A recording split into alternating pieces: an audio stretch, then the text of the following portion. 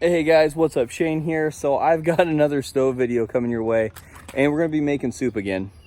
And most of you guys are probably wondering, why does this guy keep making soup? So let me tell you, I dropped my tripod.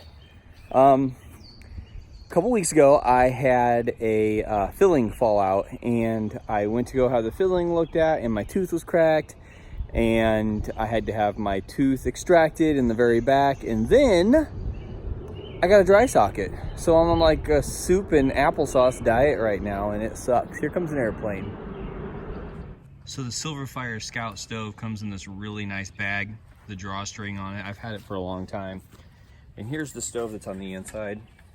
So I pull this outside ring off, right? This is just the way you store it. And this is the top burner, or the pot stand. And I let this drop down. Now, actually, it's a separate piece, okay? As you can see there, that's your chamber. I store it in there so that way I can just pull it out, drop it down, and then you take this bottom piece. The way I stored it was, I was actually like this. You pull it off, and you set it underneath, okay? Like that. And then that sits on there. Yeah, my hands are sooty. You know, when you mess with these stoves, that's just kind of what happens. I'm a mechanic. I just wipe it on my pants. I don't really care.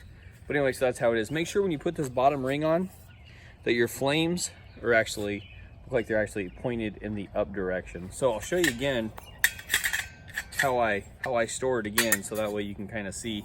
It's really a fast kind of deal when you grab it. This is how it's stored. I pull this off, I push this down, I put that on, and the inside's already down. If you can see that inside of there.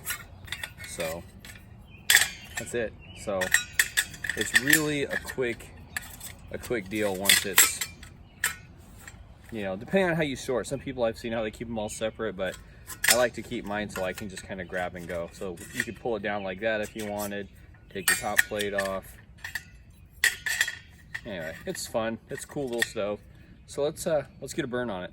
So I went ahead and turned down this piece of fat wood that my buddy Dan sent me. And this stuff is really good. So I'm gonna go ahead and just light this bad boy. This is, like I said, top light, updraft. I'm not filling this stove like all the way. I'm not gonna need it all, you know. So that's how we're gonna burn tonight.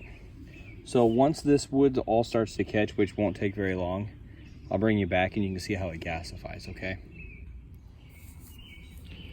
So we're going with grilled chicken and sausage gumbo. Who would have known that there were so many good soup flavors out there, right? So if I'm cooking on a big fire, usually what I'll do is I'll take this lid off and I'll just stick it right over here so I don't put it on the ground.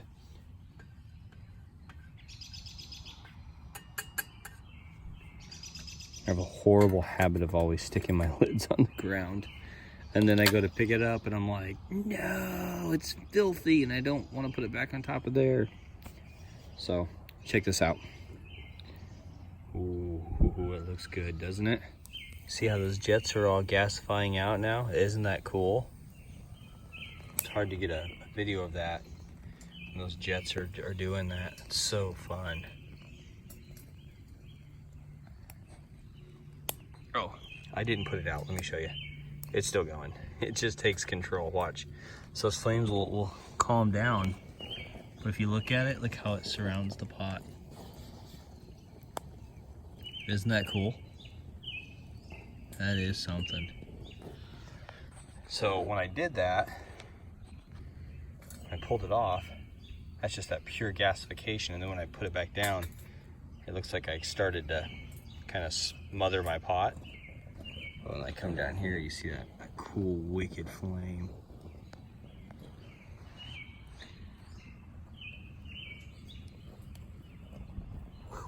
That is one hot fire. I'm gonna put my back over here. There we go. I turned on my light just because it was, look at that. I wanted to show you guys that again. Yeah, I know I'm kind of wasting a little bit of the cooking fire, but I already know that I've got plenty of wood inside of there. I'm not wasting anything. Now, if I was out camping, I would utilize every little bit of wood I have. And I wouldn't be lifting it up or anything like that. That fire's still rocking and rolling after my food's definitely done. Look at that. If you've had this gumbo yet, look at that. That look good. Let's try it.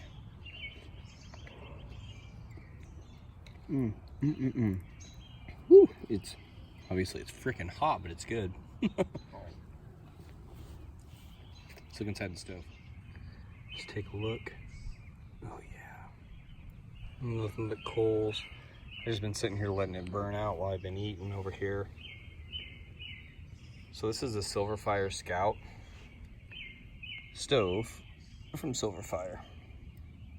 It's a fantastic little burner.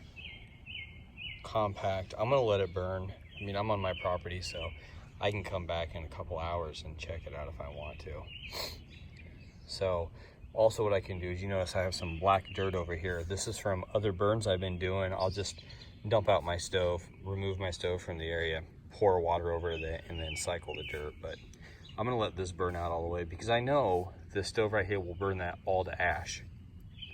So, and right there is my creek. So I had a comment from somebody, or I think I posted it maybe on Facebook, and somebody made a comment about me burning stuff and catching everything on fire. Well, this is my property. It's part of my yard. I doubt I'm gonna be burning anything down at least.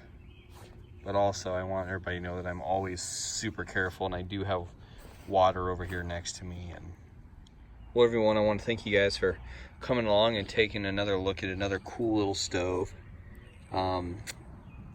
I get a kick out of them, and you know, take every opportunity that I can to kind of dig in and dive into these little things, because really these are, you know, kind of like my little hobby. So I enjoy it. All right, everyone. Well, we'll see you on the next video. Take care.